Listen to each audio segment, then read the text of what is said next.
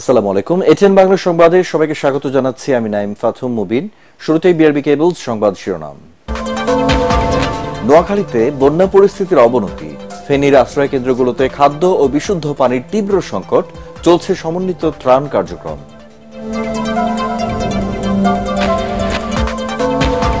New Market থানার হত্যা মামলায় উত্তরা থেকে গ্রেপ্তার জাসদ সভাপতি ইনু। সচিবালয়ের সামনে তাণ্ডবের মামলায় 426 আনসার সদস্যকে জেলে পাঠালো আদালত। পরাজিত শক্তির দোসররাই আন্দোলনের নামে করছে নানা বিশৃঙ্খলা, অভিযোগ বিএনপির। সরকারকে অবিলম্বে রাজনৈতিক সংলাপ শুরুর তাগিদ।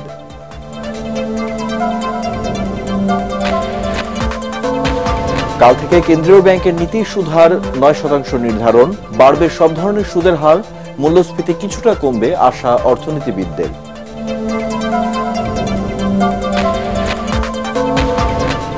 এবং উৎসব আয়োজনে পালিত হচ্ছে জন্মাষ্টমী। রাষ্ট্রপতি ও প্রধান উপদেষ্টার সাথে হিন্দু সম্প্রদায়ের শুভেচ্ছা বিনিময়, বন্যায় ক্ষতিগ্রস্তদের পাশে দাঁড়ানোর আহ্বান। শুনছিলেন বিআরবি কেবলস সংবাদ শিরোনাম। এবারে বিস্তারিত। ধীরে ধীরে আরো খারাপ হচ্ছে নোয়াখালীর বন্যা পরিস্থিতি। পানি বাড়ার সাথে সাথে ভারী বৃষ্টি দুর্ভোগ বাড়িয়েছে বহুগুণ। ঘরবাড়ি তলিয়ে যাওয়ায় বিশুদ্ধ পানি ও খাবার সংকটে ভুগছে মানুষ। বেশ কয়েকটি সংস্থা ত্রাণ সামগ্রী নিয়ে এলেও আরো খাদ্য এবং ওষুধ প্রয়োজন বেগমগঞ্জের পানিবন্দী গ্রামগুলোতে। নোয়াখালীর বন্যা কবলিত এলাকা ঘুরে রিপোর্ট করছেন মুশফিকুর রহমান, সাথে ছিলেন এমদাদুল হক। চারপাশ পানিতে থই থই, ঝুম বৃষ্টিতে এগিয়ে চলছে নৌকা। কোলের শিশুটিকে নিরাপদ স্থানে নিয়ে যাবার আপ্রাণ চেষ্টা মায়ের। প্রচুর পানি, মাঞ্জা হমান পানি, ঘরে যাওয়াই যায় না। ফুপির বাসাতে গেছি, ফুপিও ভাই করে দিছি। এখন স্বামীর ফোন দিছি নেওয়ার জন্য, নিয়ে যাইতো মানে ওদের বাসায়। ছোট দুটি শিশুকে কোনো মতে ঘরে রেখে মানুষের সেবায় নেমেছেন এই মাঝি। আমার দুইটা বাচ্চা আছে, আমি দুইটা বাচ্চারা গামছা দিয়ে কাঠের সাথে বাঁধা রাখছি, যেহেতু খাটের থেকে না নামে। আমার ঘরের ভিতরে পানি এতটুকু।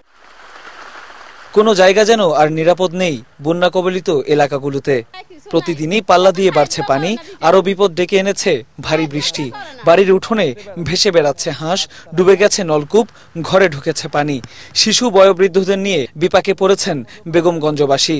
98 বন্যা দেখছি, 72 বন্যা দেখছি, তারপরে আপনার 2001 সালেও দেখছি। এই ধরনের বন্যা আমার এই বয়সে আমি ফার্স্ট। কিছু টান আসতেছে, টানগুলা চলে যাচ্ছে খুব দূরে, কিন্তু আমাদের আশেপাশে টানগুলা ঠিক মতন বন্টন হচ্ছে না। ভাত রান্দি খাইতাম হারি না, ঠিক মতো গোসল করে কাপড় হিনতাম হারি না, ছেলে মেয়ে কত অসুবিধার মধ্যে আছি, বাইরে হইতাম হারি না ভাই। অনেক কি করম, ঘরে বই আল্লাহরে বলে আর কি করম, কোন চাই আপনারা? কোথায় যাইতাম, কার কাছে যাইতাম, এনে যাবো, এনেতে অবস্থা। আল্লাহ মরি গেলে খাওয়া দাওয়া বাবা চাইল ডাইল আছে, সামান্য যা আছে, রান্দি বাড়ি তো খাইতাম হারি না। বানভাসী এসব এলাকায় ত্রাণ সেবা নিয়ে আসতে শুরু করেছে বিভিন্ন সংস্থা। তবে শুকনো খাবারের পাশাপাশি সুষম খাবার প্রয়োজন গর্ভবতী নারী ও শিশুদের জন্য। এখানে আমরা শুনেছি অনেক প্রেগনেন্ট নারী আছেন যারা আসলে শুকনো খাবার খেতে খেতে তাদের একেবারে অবস্থা খুবই শোচনীয়, কারণ তাদের পেটে বাচ্চা আছে। অসংখ্য মানুষ এখনো বাড়িতে বসে আছে, কেউ বাড়ি ছাড়ি কোথাও যাইতে পারতেছে না। যারা গেছে তারা আগে চলে গেছে। অসংখ্য মানুষ আছে এখনো ত্রাণের হাহাকারে। এখনো প্রচুর শিশু খাদ্য, ঔষধ এবং বিশুদ্ধ পানির প্রয়োজন এসব এলাকায়। ত্রাণ নিয়ে আসা স্বেচ্ছাসেবীদের বিতরণ কাজে সহযোগিতা করতে প্রস্তুত স্থানীয়রা। বেগমগঞ্জের বেশিরভাগ গ্রামের অবস্থায় এখন এমন। ডুবে গেছে ঘরবাড়ি, খাবার পানির টিউবওয়েলও। বিশুদ্ধ খাবার পানির সংকটের পাশাপাশি দেখা দিয়েছে নানা পানিবাহিত রোগ। জরুরি ঔষধ এবং ত্রাণের অপেক্ষায় রয়েছেন এসব বানভাসী মানুষ। মুশফিকুর রহমান, এটিএন বাংলা, নোয়াখালী। ফেনী, কুমিল্লা সহ বিভিন্ন এলাকায় বন্যার্তদের সহায়তায় সমন্বিত ত্রাণ কার্যক্রম চালাচ্ছে সেনা, নৌ, বিমান বাহিনী, শিক্ষার্থী, বিভিন্ন স্বেচ্ছাসেবী প্রতিষ্ঠান। ত্রাণ সহায়তা এগিয়ে এসেছে স্থানীয় প্রশাসনও। বন্যা দুর্গত মানুষদের দেয়া হচ্ছে খাবার, ওষুধ ও নগদ টাকা। তবে পরিবহন ব্যবস্থা পর্যাপ্ত না থাকায় তা পৌঁছানো যাচ্ছে না দুর্গত এলাকায়। এদিকে আশ্রয় কেন্দ্রে বাড়ছে পানিবাহিত নানা রোগ, সেখানে মানবেতর দিন কাটাচ্ছেন অনেকে। প্রতিনিধিদের পাঠানো তথ্য ছবিতে জানাচ্ছেন তামান্না জেনিফার। ভয়াল বন্যায় দেশের বিভিন্ন জেলার গ্রামীণ সড়ক অবকাঠামোয় ধস নেমেছে। ব্যাপক ক্ষতি হয়েছে রাস্তা, কালভার্ট, সেতুর। মারাত্মক ক্ষতি হয়েছে রোপা আমন, আউশ ও গ্রীষ্মকালীন ফসলের। ভেসে গেছে মৎস্য খামার। এমন পরিস্থিতিতেও ঘুরে দাঁড়ানোর চেষ্টা করছেন বানভাসী মানুষেরা। পাহাড়ি জেলা খাগড়াছড়িতে জেলা সদর ছাড়াও দীঘিনালা, রামগড় ও মহালছড়ি উপজেলায় ক্ষতির পরিমাণ বেশি। ক্ষতিগ্রস্ত গ্রামীণ সড়ক অবকাঠামো, কৃষিখাত ও কাঁচা ঘরবাড়ি। কিছু এলাকায় পানি নেমে গেলেও মানবেতর জীবনযাপন করছেন আশ্রয় কেন্দ্রের বাসিন্দারা। রাস্তাঘাট, বাড়িঘর সহ ভেঙে গেছে অনেক জায়গায়। আমাদেরও ক্ষতিগ্রস্ত হয়েছে, আমরা বাসায় যেতে পারি না, রাস্তাঘাট ভেঙে গেছে। আমার এখানে একটা ঘর ছিল, ঘরটা একদম টিন টুন সব চলে গেছে, কিচ্ছু নাই, ঘরের মাল একটা সব চলে গেছে। বাড়িঘর ভেঙে নিয়ে গেছে, গরু, ছাগল, হাঁস, মুরগি সবই নিয়ে গেছে পানিয়ে।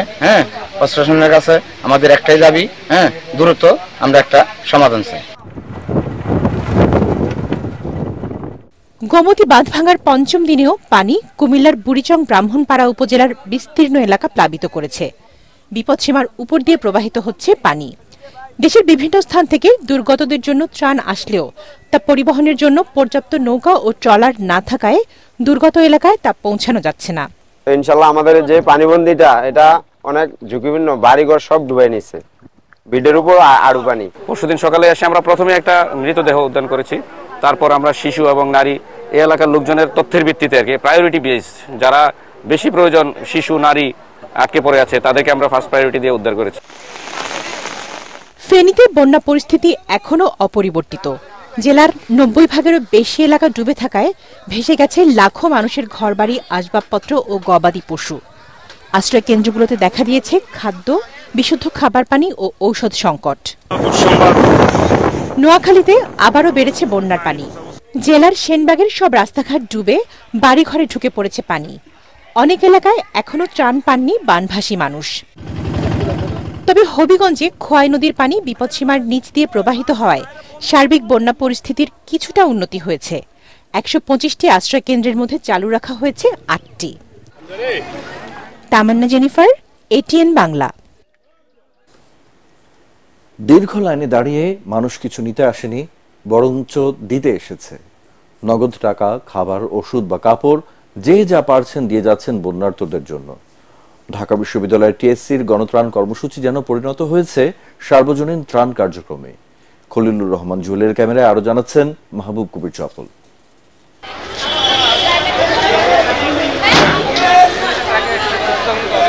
6 বছরের শিশু নেহা টিভি পর্দায় দেখেছে বন্যার্ত অনেক শিশুর আর্তনাদ, তাই টিফিনের টাকা বাঁচিয়ে তাদের সহযোগিতায় এগিয়ে এলো ছোট্ট শিশুটি।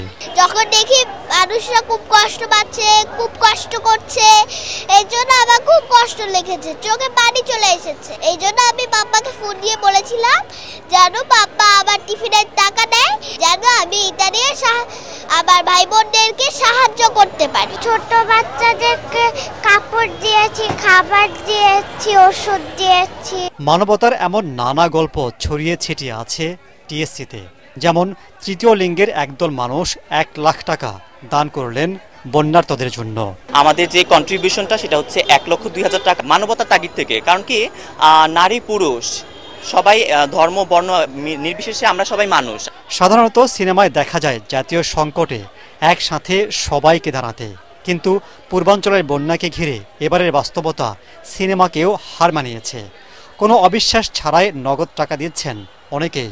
কেউ দিচ্ছেন ট্রাক ভর্তি শুকনো খাবার, কেউ ওষুধ কিংবা কাপড়।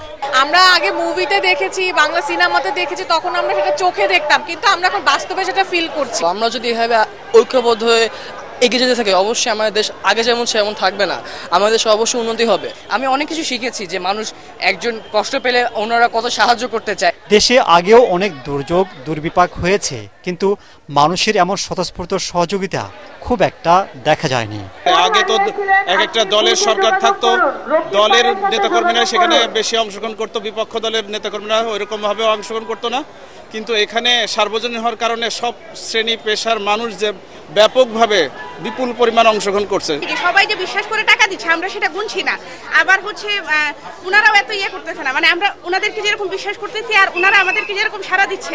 আমরা তো মানবতার জন্যই কাজ করতেছি, দেশপ্রেমের জন্য, মানুষের জন্য। প্রতিদিনের সংগ্রহ করা নগদ টাকার হিসেব স্বচ্ছভাবে রাখা হচ্ছে।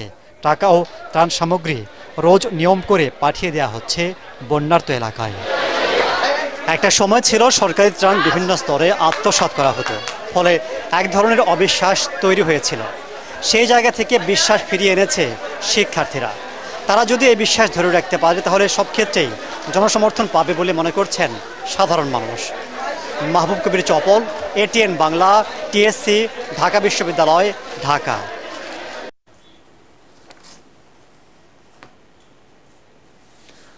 অন্যান্য প্রসঙ্গ, সাবেক তথ্যমন্ত্রী এবং জাতীয় সমাজতান্ত্রিক দল জাসদের সভাপতি হাসানুল হক ইনুকে আটক করা হয়েছে। বিকেলে রাজধানীর উত্তরা থেকে তাকে গ্রেপ্তার করা হয়েছে বলে জানায় পুলিশ। ডিএমপির গণমাধ্যম ও জনসংযোগ বিভাগের উপকমিশনার ফারুক হোসেন সংবাদ মাধ্যমকে জানান, নিউ মার্কেট থানায় দায়ের করা হত্যা মামলায় তাকে গ্রেপ্তার করা হয়েছে। গ্রেপ্তারের পর হাসানুল হক ইনুকে মিন্টো রোডের ডিবি কার্যালয়ে নেওয়া হয়েছে। সচিবালয়ের সামনে নাশকতার ঘটনায় ৩৭৫ জন অঙ্গীভূত আনসার সদস্যকে কারাগারে পাঠানোর আদেশ দিয়েছে ঢাকার CMM আদালত। এ ঘটনায় রাজধানীর 4 থানায় এখন পর্যন্ত 426 জনকে গ্রেপ্তার করা হয়েছে। এদিকে রাজধানীর আদাবর থানার পোশাক শ্রমিক হত্যা মামলায় আওয়ামী লীগ নেতা আব্দুস সোবহান গোলাপের 7 দিন এবং সাংবাদিক দম্পতি শাকিল আহমেদ ও ফারজানা রূপার 5 দিনের রিমান্ড মঞ্জুর করেছে আদালত। রিপোর্ট করছেন মনির হোসেন তপু। সচিবালয়ের সামনে তাণ্ডবের ঘটনায় নগরীর রমনা, পল্টন, শাহবাগ ও বিমানবন্দর থানার 4 মামলায় 426 জন আনসারকে গ্রেফতার করা হয়। এদের মধ্যে 375 জনকে ঢাকার CMM আদালতে সোমবার দুপুরের পর থেকে পর্যায়ক্রমে আনা হয়। তাদেরকে রাখা হয় কোর্ট হাজতখানায়। পরবর্তীতে নিরাপত্তার কারণে তাদেরকে আদালতের এজলাসে তোলা হয়নি। শুনানি শেষে সব আসামিকে কারাগারে পাঠানোর আদেশ দেন মেট্রোপলিটন ম্যাজিস্ট্রেট মোশাররফ হোসেন। ছাত্ররা সেখানে তাদের আপোষ করার চেষ্টা করেছিল। সমন্বয়ক হাসনাত আব্দুল্লাহ সেই কয়েকজন তারা চেষ্টা করেছিল, তাদেরকে বোঝানোর চেষ্টা করেছিল, আপোষ কথা বলতে চেয়েছিল। তখন অতর্কিতভাবে তাদেরকে মারধর করে সচিবালয়ে ভাঙচুর এবং আইন শৃঙ্খলা রক্ষাকারী বাহিনীর কাজে বাধা, গাড়ি ভাঙচুর এবং গুরুতর জখম ইত্যাদির কারণে পল্টন, রমনা, শাহবাগ এবং বিমানবন্দর এই 4টি থানায় 426 জন আনসারের বিরুদ্ধে মামলা দায়ের করা হয়েছে। গত 1 সপ্তাহ যাবত তারা আন্দোলন করে আসছে, কিন্তু কোনো উচ্ছৃঙ্খল এবং বিশৃঙ্খলভাবে তারা সেভাবে করে নাই। কিন্তু গতকাল তাদের উপর আতর্কিতভাবে হামলা করা হয়েছে। হামলা করার পরে উভয় পক্ষেই সংঘর্ষ হয়েছে। সচিবালয় ঘেরাও করে রোববার ছাত্রদের সাথে সংঘর্ষে জড়ায় অঙ্গীভূত আনসার সদস্যরা। এ সময় অর্ধশতাধিক শিক্ষার্থী আহত হয়ে ঢাকা মেডিকেলে চিকিৎসা নেন।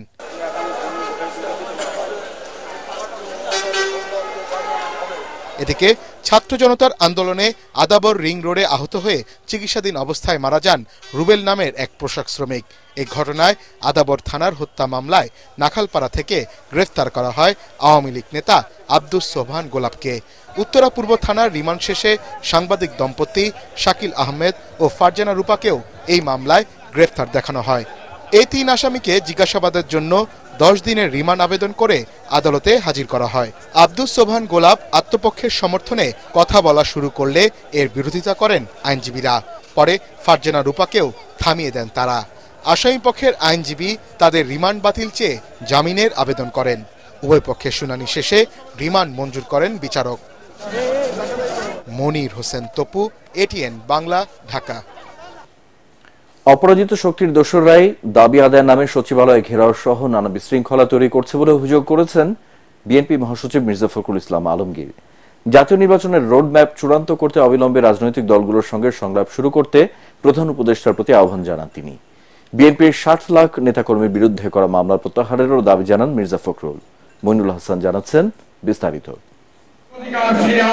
সাবেক প্রধানমন্ত্রী কাজী জাফর আহমদের মৃত্যুবার্ষিকী উপলক্ষে আলোচনা সভার আয়োজন করে তারই হাতে গড়া জাতীয় পার্টি।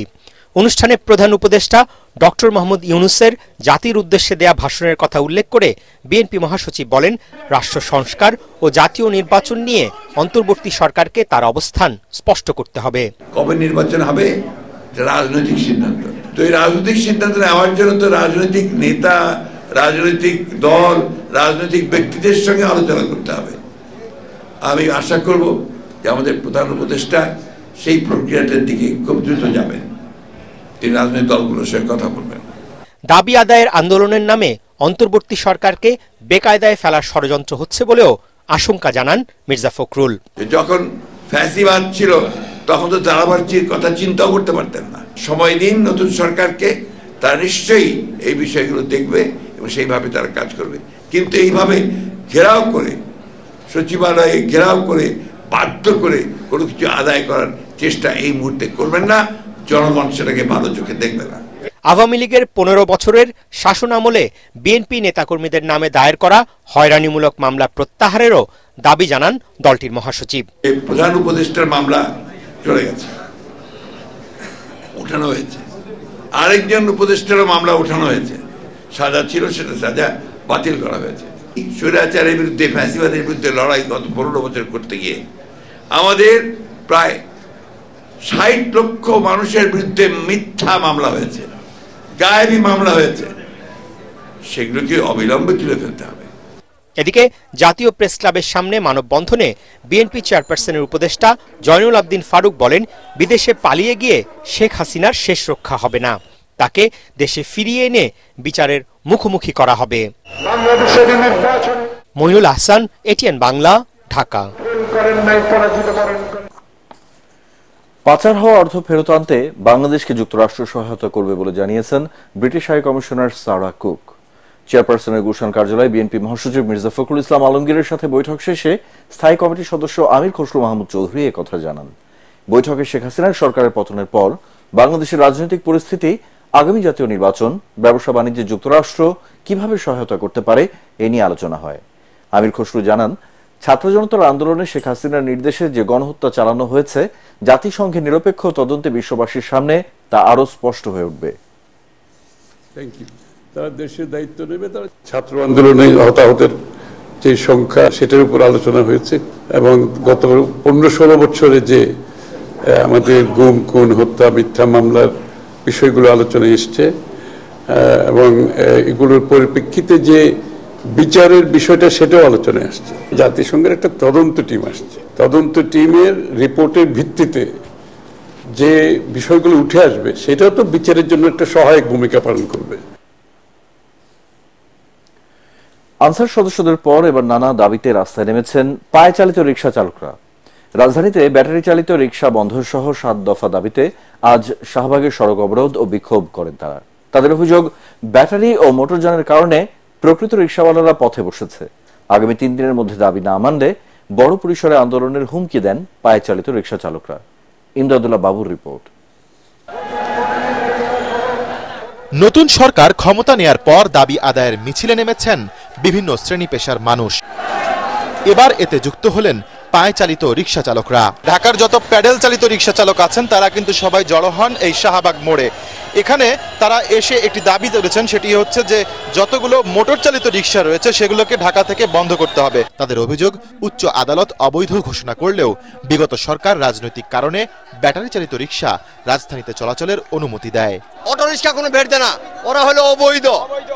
এই সিটির ভিতরে যেন কোনো অটো ঢুকতে না পারে, আমাদের এইটা অনুরোধ। সরকার ট্যাক্স দেয়, প্রত্যেক মাসে মাসে আমাদের কার্ড আছে, সিটি সরকারের কাগজপাতি আছে, আমরা দেয়, আর ওদের তো কিছু নাই। দেশের মানুষ যখন এদেশে কোনো অবৈধ সরকারকে এদেশে থাকতে দেয় নাই, তাহলে অবৈধ কোনো যানবাহন এ দেশে থাকবে না। শুধু তাই নয়, মোটর চালিত রিকশা এবং পায়ে চালিত রিকশার মধ্যে ভাড়া নিয়ে আয় বৈষম্য তৈরি হয়েছে বলেও অভিযোগ করেন আন্দোলনকারীরা। অটো গাড়ি মনে করেন 40 টাকার ভাড়া 10 টাকা জায়গা আমরা পাই না, হারা দিন রোডে বসে থাকি। অটো বিশৃঙ্খলা করে যানজট বাজায়, অটো কারেন্ট খরচ করে দেশের, অটো বিভিন্ন ধরনের অ্যাক্সিডেন্ট করে। এ সময় মোটর চালিত রিকশা বন্ধ, চালকদের লাইসেন্স প্রদান এবং ছাত্র জনতার আন্দোলনে নিহত ও আহত রিকশা শ্রমিকদের পুনর্বাসন সহ 7 দফা দাবি জানান বিক্ষুব্ধরা। আমরা স্মারকলিপি দিচ্ছি, সেটা হলো আমাদের এখন একটা ডিসিশন দিবে। 72 ঘন্টা দাবি না মানলে আবার শাহবাগে মিছিল আইব, যদি বদ্ধ নয় আন্দোলন চলবে। রিকশাওয়ালাদের বিক্ষোভের কারণে ওই সড়কে কয়েক ঘন্টার জন্য বন্ধ হয়ে যায় যান চলাচল। পরে সেনাবাহিনী ও পুলিশের হস্তক্ষেপে রাস্তা ছেড়ে যান বিক্ষুব্ধরা। আপনাদের কাছে রিকোয়েস্ট করতেছি, হাত ধরতেছি, পা ধরতেছি, আপনারা সবাই রাস্তাটা ছেড়ে দেন। এখানে 2টা হসপিটাল, রোগীদের সেবা দিতে হবে। রিকশা মালিক ও শ্রমিক সংগঠনগুলোর হিসেবে ঢাকা মহানগরীতে পায়ে চালিত রিকশা পেশাজীবীর সংখ্যা 20 লাখেরও বেশি। ইমদাদুল্লাহ বাবু, এটিএন বাংলা, ঢাকা। আগামীকাল থেকে কেন্দ্রীয় ব্যাংকের নীতি সুদহার 8.5% থেকে বাড়িয়ে 9% নির্ধারণ করা হয়েছে। এতে আরেক দফায় বাড়ল সব ধরনের সুদের হার। সংকটকালীন সময়ে এই উদ্যোগে শিল্পে ব্যয় বাড়বে বলে মনে করেন ব্যবসায়ী নেতারা। তবে আগের বিনিয়োগে নতুন সুদহার কার্যকর না করার দাবি তাদের। সাময়িক সময়ে খরচ বাড়লেও এই পদক্ষেপে দেশে মূল্যস্ফীতি কিছুটা কমবে বলে আশা অর্থনীতিবিদদের। শরফুল আলমের রিপোর্ট। পরিসংখ্যান ব্যুরোর তথ্য অনুযায়ী জুলাই মাসে খাদ্যে সর্বোচ্চ মূল্যস্ফীতি ছিল 14.10 যা 13 বছরের মধ্যে সর্বোচ্চ। নিত্য প্রয়োজনীয় পণ্যের পাশাপাশি সব ধরনের সবজি ও শুকনো খাবারের দামও বাড়ছে। বন্যার কারণে চলতি মাসে নিত্য প্রয়োজনীয় পণ্যের দাম আরও বাড়ার আশঙ্কা করছেন অর্থনীতিবিদরা। এমন বাস্তবতার মধ্যেই বাংলাদেশ ব্যাংক নতুন করে নীতি সুদ হার বাড়িয়েছে, যা উৎপাদন ব্যয় বাড়বে বলে মনে করছেন ব্যবসায়ীরা। বেশি ইন্টারেস্ট রেট দিয়ে টাকা নেই, তাহলে এই ইন্টারেস্ট রেটটা কিন্তু আবার ওই আমদানিকৃত পণ্যের উপরে কিন্তু পড়লে স্বাভাবিকভাবেই সেটার মূল্য কিন্তু বাড়বে, কমবে না। বাংলাদেশ ব্যাংকের আমরা মনে করি যে একটা নির্দেশনা সবগুলি ব্যাংককে দেওয়া উচিত যে ইন্টারেস্ট রেট যেন পূর্বে যে সমস্ত ঋণ বিতরণ করা হয়েছে ইনভেস্টমেন্টের ক্ষেত্রে সেই সমস্ত ঋণের ইন্টারেস্ট রেটটা যেন ওই জায়গাতেই থাকে, ওইটা যেন বাড়ানো না হয়। সুদহার করিডোর পুনর্নির্ধারণ করে বাংলাদেশ ব্যাংক বলছে বিদ্যমান নীতি সুদহার 8.50 থেকে 50 ভিত্তি পয়েন্ট বাড়িয়ে 9% হারে কার্যকর হবে 27 আগস্ট থেকে।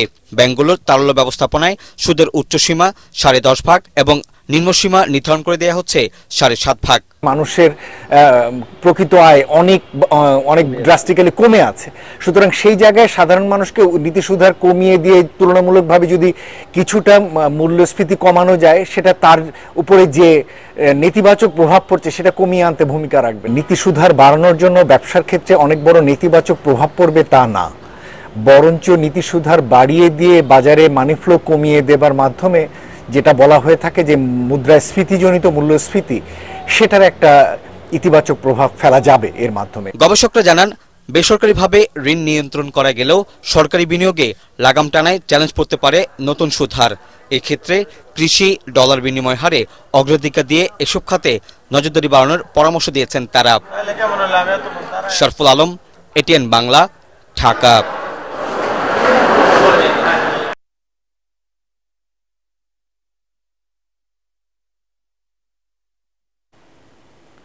আজ শুভ জন্মাষ্টমী। সনাতন হিন্দু সম্প্রদায়ের আরাধ্য ভগবান শ্রীকৃষ্ণের জন্মতিথি আজ।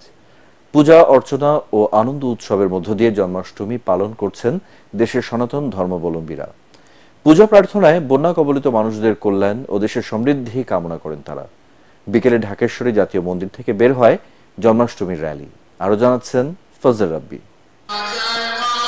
হিন্দু পুরাণ মতে বাংলা ভাদ্র মাসের কৃষ্ণপক্ষের অষ্টমী তিথিতে ভগবান শ্রীকৃষ্ণ জন্মগ্রহণ করেন। সনাতন ধর্মাবলম্বীদের বিশ্বাস, পাশবিক শক্তি যখন ন্যায়নীতি, সত্য ও সুন্দরকে গ্রাস করেছিল, তখন সেই অপশক্তিকে দমন করে মানব জাতির কল্যাণ ও ন্যায়নীতি প্রতিষ্ঠার জন্য মহাবতার ভগবান শ্রীকৃষ্ণের আবির্ভাব ঘটেছিল। দুষ্টের দমন করতে এভাবেই যুগে যুগে ভগবান মানুষের কাছে নেমে আসেন এবং সত্য ও সুন্দরের প্রতিষ্ঠা করেন। শুভ বুদ্ধি সম্পন্ন সুন্দর সমাজ ব্যবস্থা আমরা কামনা করি, যেন নিরাপদে স্বাধীন বাংলাদেশ হিসেবে বাঁচতে পারে। তিনি যেন সব অশুভকে শেষ করে ভালো প্রতিষ্ঠিত করে সকলে মিলেমিশে একাকার হয়ে সুন্দরভাবে শান্তিতে বসবাস করতে পারি। হিন্দু মুসলমান সবাই যেমন আমরা ভাই ভাই হয়ে থাকতে পারি, ঠাকুরের কাছে এই প্রার্থনা করি। ভগবান যেন সকল দুঃখ দুর্দশা দূর করে দেশে শান্তি ফিরিয়ে নিয়ে আসুক, এটি প্রত্যাশা। সকালে ঢাকেশ্বরী জাতীয় মন্দির সহ নগরীর অন্যান্য মণ্ডপে পূজা শুরুর আগে গীতাযজ্ঞের আয়োজন করা হয়। দেশ ও জাতির কল্যাণে করা হয় বিশেষ প্রার্থনা। সকল মানুষের শান্তির কথা বলেছেন, সকল মানুষের কল্যাণের কথা বলেছেন। আমরা যেন এই দেশের ক্রান্তিকালকে আমরা অতিক্রম করতে পারি এবং আমরা যেন আমাদের দেশে শান্তি প্রতিষ্ঠা করতে পারি। বিকেলে জন্মাষ্টমীর র্যালি প্রদক্ষিণ করে রাজধানীর বিভিন্ন সড়ক। এর উদ্বোধন করেন আইন উপদেষ্টা ডক্টর আসিফ নজরুল। ধর্ম ব্যবসায়ী এবং ধর্ম নিয়ে রাজনীতি করা মানুষকে, মহলকে, সেটা যে দেশেরই হোক, বাংলাদেশের হোক, তাকে অবশ্যই পরাজিত করে আমরা আজকে বৈষম্য বিরোধী ছাত্র আন্দোলন আমাদের দেশ গড়ার যে মহা সুযোগ এনে দিয়েছে, সেই সুযোগকে কাজে লাগিয়ে বাংলাদেশকে আমরা উত্তরোত্তর সমৃদ্ধির দিকে নিয়ে যাব। দেশের সাম্প্রদায়িক সম্প্রীতি বজায় রাখতে রাষ্ট্র সহায়ক ভূমিকা রাখবে বলে প্রত্যাশা করেন শ্রীকৃষ্ণের ভক্তরা। ফজলে রাব্বি, এটিএন বাংলা, ঢাকা। এদিকে জন্মাষ্টমী উপলক্ষে রাষ্ট্রপতির সঙ্গে হিন্দু সম্প্রদায়ের নেতারা শুভেচ্ছা বিনিময় করেন। এ সময় রাষ্ট্রপতি ভয়াবহ বন্যায় ক্ষতিগ্রস্ত অসহায় মানুষদের পাশে দাঁড়াতে দেশবাসীর প্রতি আহ্বান জানান। তিনি বলেন, যার যতটুকু সামর্থ্য আছে তা নিয়েই বানভাসী মানুষের সহযোগিতা এগিয়ে আসতে হবে। দেশকে এগিয়ে নিতে দলমত নির্বিশেষে সবাইকে একসঙ্গে কাজ করার আহ্বান জানান রাষ্ট্রপতি। আপেল মাহমুদের রিপোর্ট। ভয়াবহ বন্যায় মানবেতর জীবনযাপন করছে দেশের 11 জেলার প্রায় 60 লাখ মানুষ। অসহায় এই বন্যার্তদের দরকার নিরাপদ খাবার, আশ্রয়, ওষুধ সহ নানা ধরনের সহযোগিতা। বৈষম্য বিরোধী ছাত্র জনতা সাধ্যমতো এসব এলাকায় সহায়তা পাঠাচ্ছে বলে জানান রাষ্ট্রপতি মোহাম্মদ শাহাবুদ্দিন। দেশের এই সংকটকালে বানভাসী মানুষের পাশে দাঁড়ানোর জন্য আমি দেশবাসীর প্রতি উদাত্ত আহ্বান জানাচ্ছি। আমি আশা করি পরোপকারের মহান ব্রত নিয়ে যারা যতটুকু সামর্থ্য আছে তা দিয়েই অসহায় ও দুস্থ মানুষের পাশে দাঁড়ানোর জন্য দলমত নির্বিশেষে সবাই এগিয়ে আসবেন। বঙ্গভবনে হিন্দু সম্প্রদায়ের অন্যতম প্রধান ধর্মীয় উৎসব জন্মাষ্টমী উদযাপন উপলক্ষে শুভেচ্ছা বিনিময় অনুষ্ঠানে তিনি বলেন, নতুন প্রজন্মের জন্য একটি শান্তিপূর্ণ সমাজ ব্যবস্থা গড়ে তুলতে হবে। সমাজে ধর্মীয় সম্প্রীতি বজায় রাখার পাশাপাশি পরম সহিষ্ণু ও সহনশীল আচরণ করতে আমি সকলের প্রতি আহ্বান জানাচ্ছি।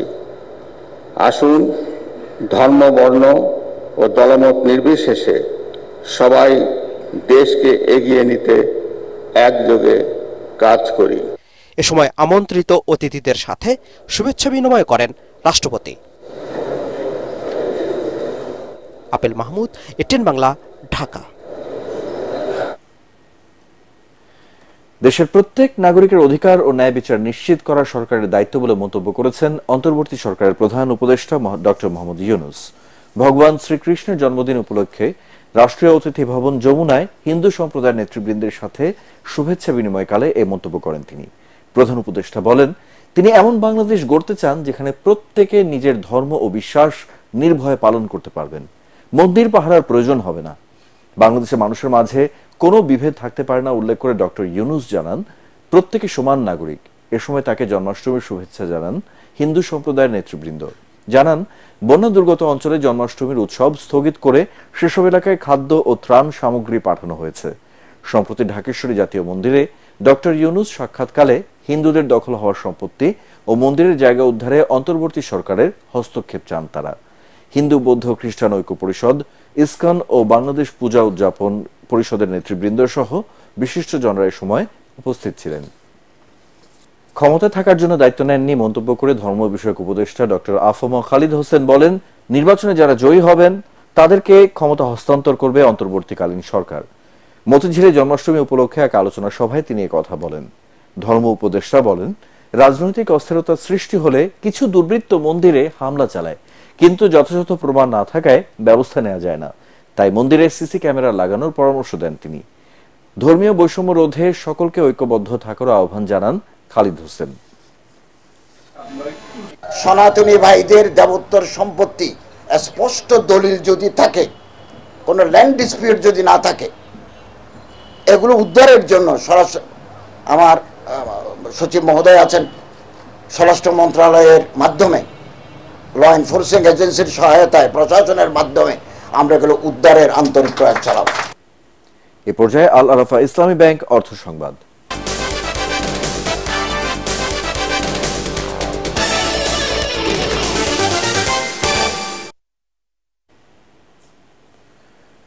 বন্যার্তদের খাদ্য সহায়তার কারণে বাজারে চাহিদা বেড়েছে। শুকনো খাবার, মুড়ি, চিড়া ও গুড়ের এই অজুহাতে বেড়েছে দামও। বন্যার আঁচ লেগেছে কাঁচা বাজারেও। টানা বৃষ্টি ও বন্যার কারণে নেতিবাচক প্রভাব পড়েছে বেশ কিছু পণ্যের দামে। কারণ বাজারের ব্যবসায়ীরা চিড়ামুড়ি সহ ত্রাণ সহায়তা পণ্যের দাম বেশি নিচ্ছেন বলে অভিযোগ ক্রেতাদের। বিস্তারিত জানাচ্ছেন রাসনা দাস।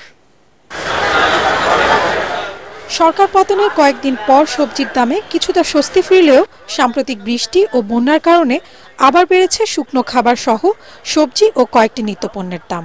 ফলে দুর্ভোগ যেন কাটছেই না ক্রেতাদের। কোনো কিছু দাম কোনো কমে নাই, আগের চেয়ে আরো বাড়ছে আপা, আগের চেয়ে অনেক দাম বাড়ছে। এখানে পাইকারি বাজার, এখানেই অনেক ডাবল বিক্রি হয়, অন্য জায়গায় কি হবে? সামনে কোন দিনগুলোতে আরো বাড়বে, আপনার হলো বন্যা, ফসল টসল সব নষ্ট হয়ে গেছে। এদিকে ভয়াবহ বন্যার সুযোগ নিয়ে কারণ বাজারের ব্যবসায়ীরা চিরামুড়ি সহ ত্রাণ সহায়তা পণ্যের দাম বেশি নিচ্ছে বলে অভিযোগ করেছেন ক্রেতারা। ব্যবসায়ীরা বলছে দুর্যোগপূর্ণ আবহাওয়া আর সড়ক ডুবে যাওয়ায় পণ্য পরিবহন ব্যাহত হচ্ছে। ব্যাংকে দেন টাকা তুলতে গেছিলাম, চিরাগুড়ি একটা তো নাই, আপনি আসার পরে সব সরালাইছে এরা সব সিন্ডিকেট করে। ওরা যেভাবে মানে দাম বাড়াচ্ছে, একবার বাড়াচ্ছে কমাচ্ছে, হয়রানি অনেক করতেছে। বন্যায় অসহায় মানুষের জন্য আমরা হেল্প করব, যদি তারা এভাবে দাম বাড়ায় তাহলে তো আমাদের কিনাটা খুব কষ্ট হয়ে যায়। পর্যাপ্ত পরিমাণ ফার্স্ট মাল নাই, আপনার একবারে মালের শর্ট আছে, দাম আগে থেকে তুলনামূলক বেশি পাইতেছেন কারণ ধানের শর্ট আছে। বন্যা কবলিত এলাকায় ত্রাণ সামগ্রী বিতরণের জন্য প্রয়োজনীয় পণ্যের দাম স্থিতিশীল ও সরবরাহ স্বাভাবিক রাখার লক্ষ্যে অভিযান পরিচালনা সহ নিয়মিত বাজার মনিটরিং করছে বলে জানিয়েছে ভোক্তা অধিকার। বন্যার্তদের সাহায্যের জন্য যে আইটেমগুলো, বিশেষ করে চিরা, মুড়ি, গুড়, যে লাইফ জ্যাকেট পর্যন্ত, সেগুলো কিছু অসাধু ব্যবসায়ীরা দামটা বাড়িয়ে দিয়েছে। এই সুযোগ নিয়ে যাতে কেউ বাড়তি দাম না নেয়, এবং আমি আপনাদের মাধ্যমে যে জিনিসটা বলবো যে এখানে যদি কোনো জায়গায় এই ধরনের কোনো ঘটনা ঘটে আমাদেরকে জানাবেন, আমরা জানালে সেখানে আমরা কেস টু কেস আমরা একটা ব্যবস্থা নেব। প্রতিকূল প্রাকৃতিক পরিবেশের সুযোগ নিয়ে যারা দাম বাড়াচ্ছে, অভিযোগ পেলে জরিমানা সহ প্রতিষ্ঠানের বিক্রি সাময়িক সময়ের জন্য বন্ধ করে দেওয়া হবে বলে হুঁশিয়ারি ভোক্তা অধিকারের। রাসনা দাস, এটিএন বাংলা, ঢাকা। বৈষম্য বিরোধী ছাত্র আন্দোলনে গত 18 জুলাই পুলিশের গুলিতে নিহত ঢাকা রেসিডেন্সিয়াল মডেল কলেজের শিক্ষার্থী ফারহান ফাইয়াজের কুলখানি অনুষ্ঠিত হয়েছে। রাজধানীর কাকরাইলে তার নিজ বাসায় এই কুলখানির আয়োজন করা হয়। এ সময় ফাইয়াজের আত্মীয় স্বজন, বন্ধু এবং বিভিন্ন রাজনৈতিক নেতৃবৃন্দ উপস্থিত ছিলেন। তারা সকলে তার রুহের মাগফিরাত কামনা করেন।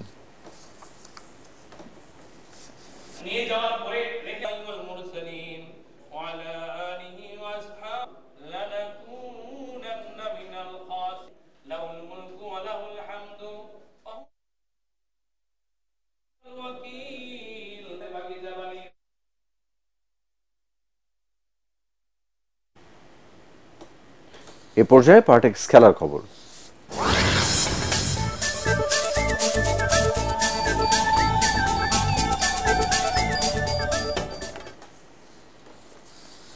টাইব্রেকারে ভারতকে 4-3 গোলে হারিয়ে সাফ অনূর্ধ্ব 20 ফুটবলের ফাইনালে উঠেছে বাংলাদেশ। কাঠমান্ডুর আনফা কমপ্লেক্সে খেলার 36 মিনিটে আসাদুল মোল্লার গোলে এগিয়ে যায় মারুফুল হকের শিষ্যরা। খেলায় সমতায় ফিরতে মরিয়া হয়ে ওঠে ভারত। অবশেষে 75 মিনিটে রিকি মিতি হবাম এনে দেন কাঙ্ক্ষিত গোল। ইনজুরির সময় কামাচাই মার্মা লাল কার্ড দেখলে 10 জনের দলে পরিণত হয় বাংলাদেশ। খেলা গড়ায় টাইব্রেকারে, সেখানে ভারতের প্রথম শটই ফিরিয়ে দেন মোহাম্মদ আসিফ। এরপর চতুর্থ শট রুখে দিয়ে দলকে ফাইনালে তোলেন এই গোলরক্ষক। শিরোপা নির্ধারণী ম্যাচে নেপালের মুখোমুখি হবে লাল সবুজ দলের প্রতিনিধিরা।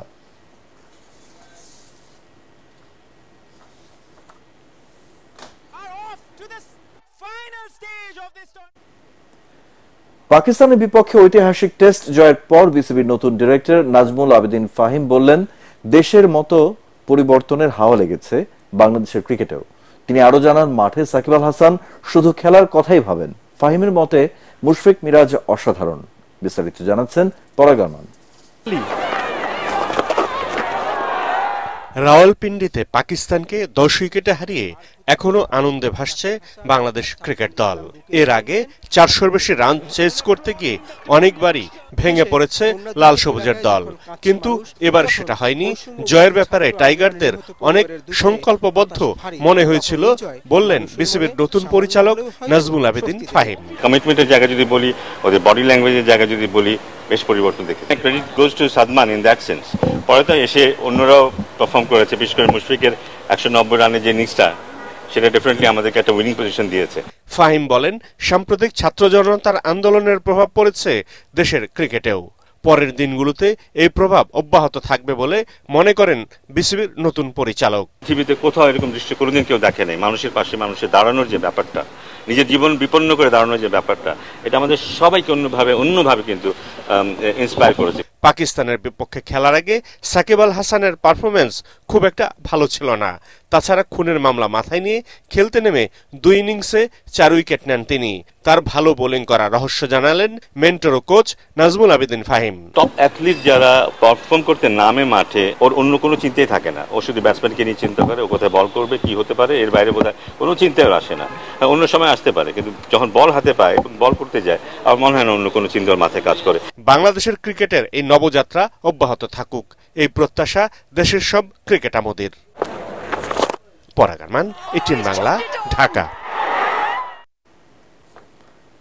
শেষ করার আগে বিআরবি কেবল সংবাদ শিরোনামগুলো এক নজরে আরেকবার। নোয়াখালীতে বন্যা পরিস্থিতির অবনতি, ফেনীর আশ্রয় কেন্দ্রগুলোতে খাদ্য ও বিশুদ্ধ পানির তীব্র সংকট, চলছে সমন্বিত ত্রাণ কার্যক্রম।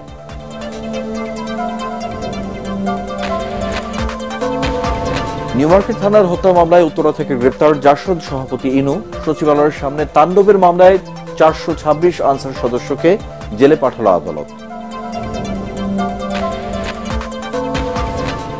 পরাজিত শক্তির দোসররাই আন্দোলনের নামে করছে নানা বিশৃঙ্খলা, অভিযোগ বিএনপির। সরকারকে অবিলম্বে রাজনৈতিক সংলাপ শুরুর তাগিদ।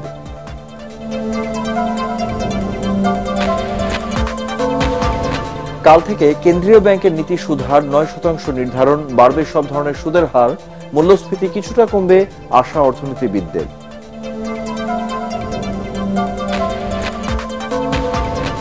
এবং উৎসব আয়োজনে পালিত হচ্ছে জন্মাষ্টমী, রাষ্ট্রপতি ও প্রধান উপদেষ্টার সাথে হিন্দু সম্প্রদায়ের শুভেচ্ছা বিনিময়, বন্যায় ক্ষতিগ্রস্তদের পাশে দাঁড়ানোর আহ্বান। পরবর্তী সংবাদ দেখার আমন্ত্রণ জানিয়ে এখনকার মতো শেষ করছি। এটিএন বাংলার সংবাদ ইউটিউবে দেখতে ব্রাউজ করুন, youtube/ATN Bangla News। ধন্যবাদ।